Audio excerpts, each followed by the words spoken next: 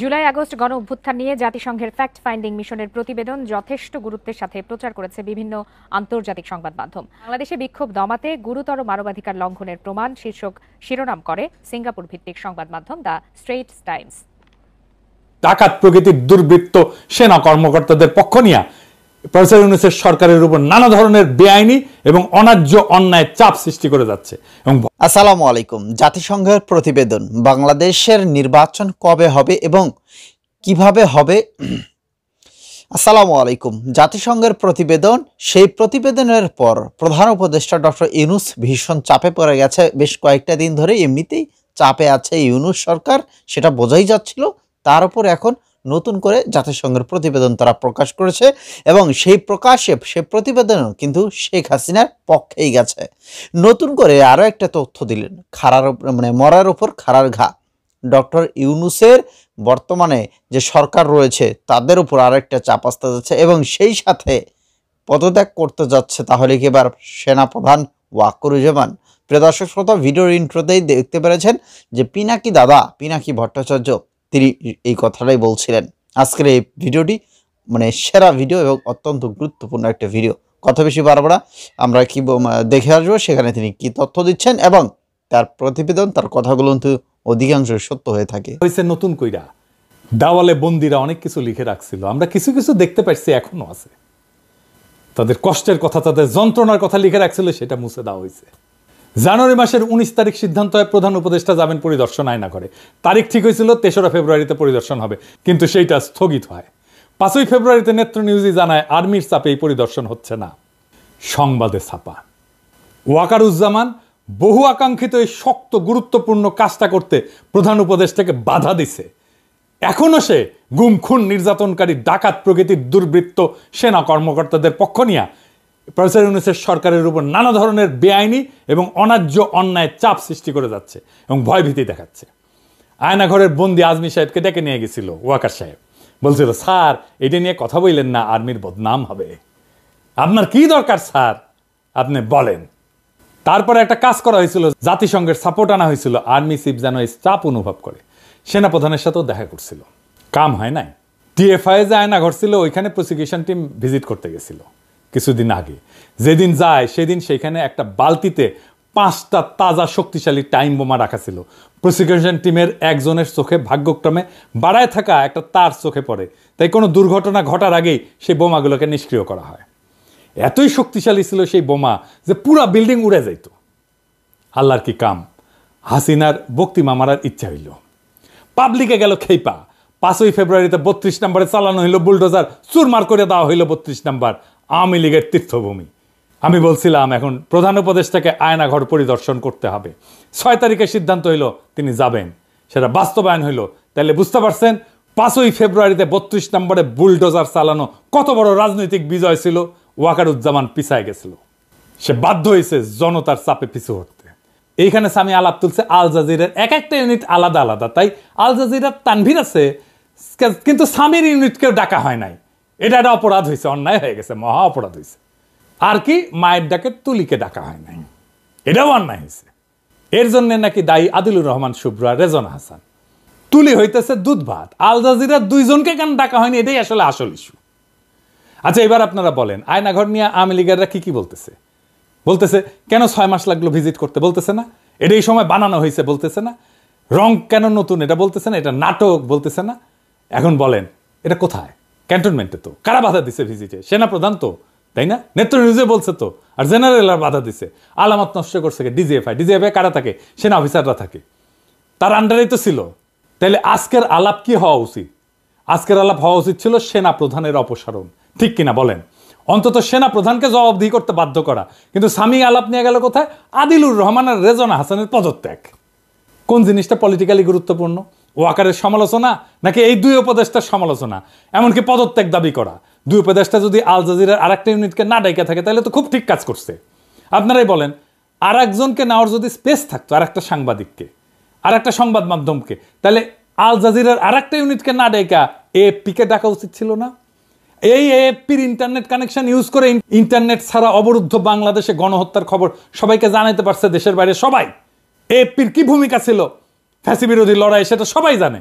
তাহলে কার হক বেশি, এপির নাকি আল জাজিরা, যাদের একজন আছে তারপর আরেকজনকে নিতে হবে? ন্যায্য বলে তো একটা বিষয় আছে।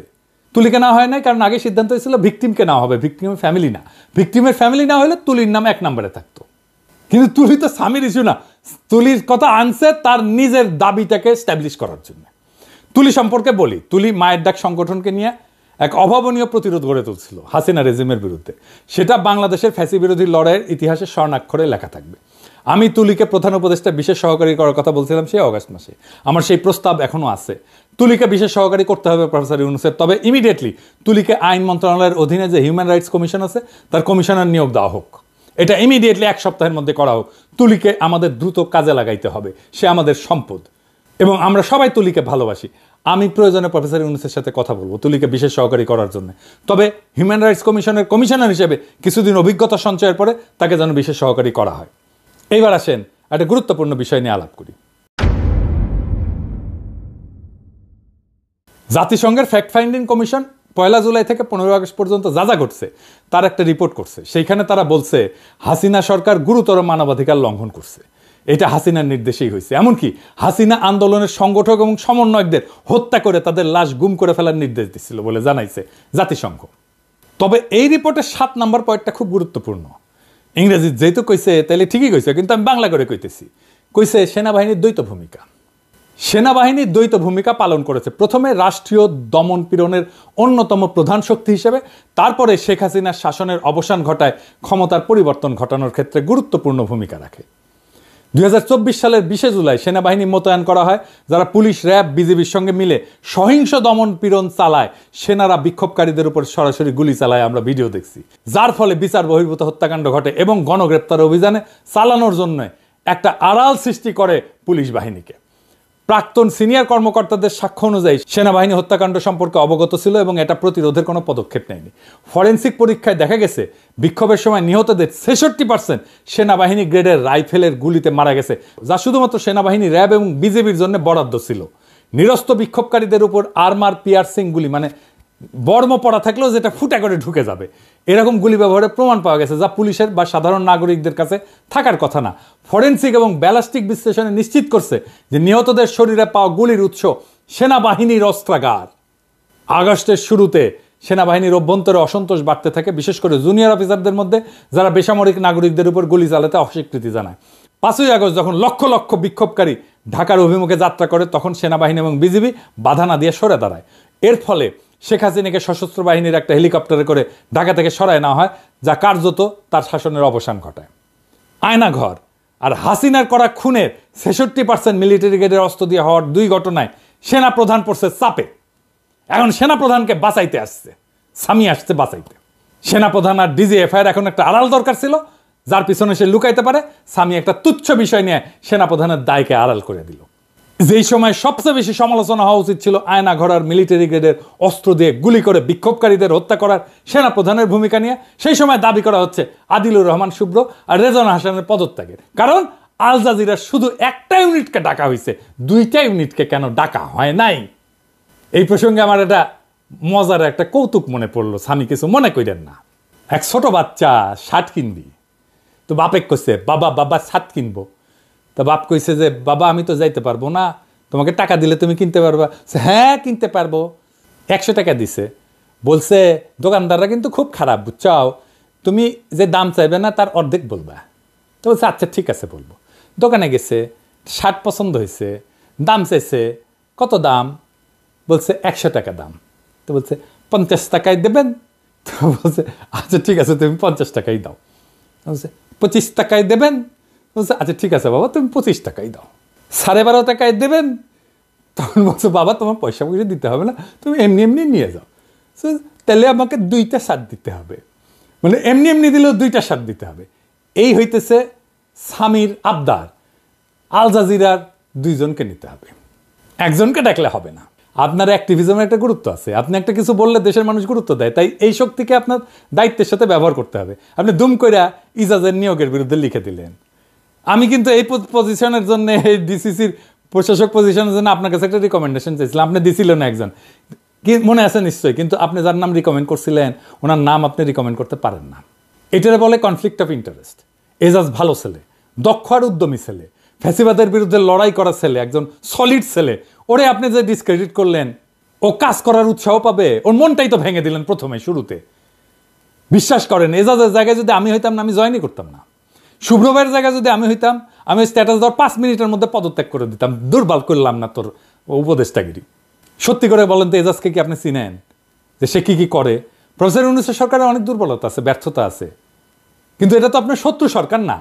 আমাদের সরকারের সমালোচনা করতে হবে, আমি মানা করতেছি না, কিন্তু সমালোচনার লক্ষ্য হবে সরকারকে যেন গতিশীল করা যায়, সরকারকে যেন বিপ্লবী চরিত্র ধারণ করতে সাহায্য করা যায়। 5ই ফেব্রুয়ারির পরে যে নতুন সুযোগ তৈরি হয়েছে, সেই সুযোগকে আমাদের কাজে লাগাইতে হবে, যেন আমরা ফ্যাসিবাদের অবশেষকে আরও বেশি দূর করতে পারি। প্রফেসর ইউনূসের সরকারের অদক্ষতা আছে, কিন্তু আন্তরিকতায় কোনো ঘাটতি নেই। আমি সবাইকে আহ্বান জানাবো, সরকারকে শক্তি যোগান, সরকারকে দুর্বল কইরা তার মনোবল ভেঙে দেওয়ার চেষ্টা করবেন না। অনেক সমস্যা আছে আমাদের সামনে। পরিশেষে ভলকার তুর্কের কথায় আসি। উনি বলছেন কোনো রাজনৈতিক দলকে নিষিদ্ধ করা উচিত না। ইংরেজি যেহেতু কইছেন, ঠিকই কইছেন তাইলে, তবে আওয়ামী লীগ তো রাজনৈতিক দল না। জাতিসংঘের প্রতিবেদন। আবার অনেক জায়গায় দেখা যাচ্ছে শেখ হাসিনার নৈরাজ্য, সেই শেখ হাসিনার স্বৈরাচারগিরি, সেগুলো কিন্তু তুলে ধরা হচ্ছে। তো হিউম্যান রাইটস থেকে তারা কি বলছে, এবং দ্রুত নির্বাচন করার কথাও বলছে। ডক্টর ইউনূসের সাথে একের পর এক বৈঠক হচ্ছে। আমরা এদিকেও শুনছি যে ডিসেম্বর আগে বা ডিসেম্বরেই নির্বাচন হইতে হবে। বিশেষ করে বাংলাদেশের রাজনীতির মাঠ তোলপাড় হচ্ছে, সেটা আমরা শুরু থেকে বলছিলাম। তো যাই হোক, এই সেনাপ্রধান ওয়াকরুজ্জামান তিনি আসলে পদত্যাগ করছেন কিনা সেই বিষয় নিয়ে পিনাকি ভট্টাচার্য যে আজকের প্রতিবেদন, আজকের এই ভিডিওতে যে তথ্যগুলো দিয়েছেন, অবশ্যই সেই সম্পর্কে মতামত কমেন্টে লিখবেন। এবং আরেকটি কাজ করতে পারেন, ভিডিওটি শেয়ার করে দিতে পারেন সবাইকে জানানোর জন্য। ধন্যবাদ।